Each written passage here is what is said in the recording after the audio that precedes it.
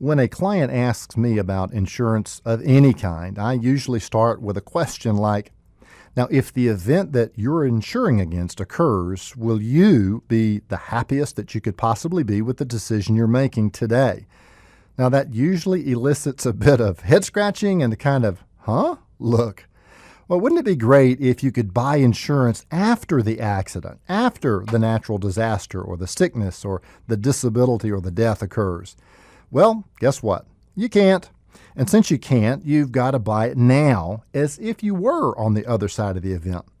For most working Americans, their ability to earn an income is the most precious asset they possess.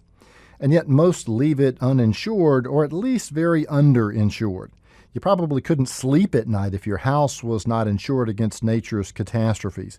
And yet most of us go right on blissfully and ignorant about the perils of becoming disabled. Since a long-term disability would mean bankruptcy for most working Americans, having coverage through your work is much better than having none at all, but it still may not be enough. Most long-term disability income insurance offered through work covers about 60% of your salary at the time of your disability, and the benefits that you receive are usually taxable, and the benefits never go up. But what happens if you lose or leave your job? That's right, you lose your disability insurance too. On the other hand, so-called individual coverage may not be free, but it's totally portable. Leaving your job doesn't mean leaving your protection. The benefits are not taxable when you pay your own premiums, and you can get a cost of living provision so that your monthly benefits during a period of disability rise with inflation. I once did an analysis for someone showing them the results of owning individual disability insurance coverage and not using it versus not owning it and wishing they did.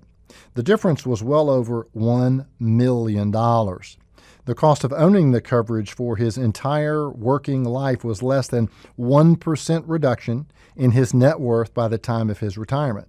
But if he needs the coverage and doesn't have it, the cost will be over $1 million worth of lost wealth and almost surely a bankruptcy. As with any insurance purchase, you need to work with a knowledgeable and experienced licensed agent. When it comes to insurance, always remember that the cost of not owning what you need could be much higher than you'd ever imagined.